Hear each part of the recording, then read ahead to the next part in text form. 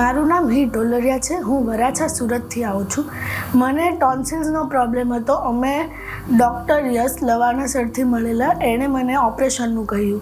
Yesterday અમે operation માટે આવ્યા. મને ઓપરેશન કર્યું કાંઈ ખબર ના પડી.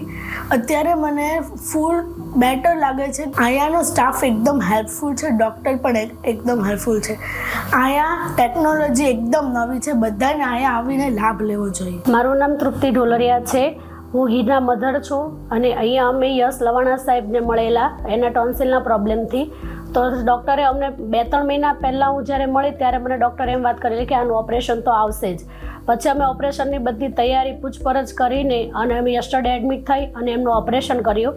ઓપરેશન કર્યા પછી મારી ડોટરને એ બી નથી ખબર પડી કે મને ગળામાં શું થયું હતું, શું થાય છે. અત્યારે એકદમ બેટર ફીલ કરે છે. અને જ્યારે અમે લોકો અહીંયા આવ્યા ત્યારે અમને બધો મેડિકલ સ્ટાફ છે કે બધા છે ડૉક્ટરો, બધા અમને અમારા એક પરિવાર જેવા જ લાગ્યા કે અમારું પેશન્ટ એકલું હોય તો બી અમને આઈડિયા નથી આવતો કે અમારું પેશન્ટ એકલું છે અહીંયા. અમે કોઈ બી કામ માટે બહાર જઈએ તો બી એક વ્યક્તિ ત્યાં હોસ્પિટલનું કોઈ બી એક વ્યક્તિ અહીંયા આવીને ઊભું રહી જાય છે અને એમ કહે છે કોઈ બી ફિકર નહીં કરો, અહીંયા હોસ્પિટલ સ્ટાફ તમારો પરિવાર જ છે અને એની સાથે જ રહેશે.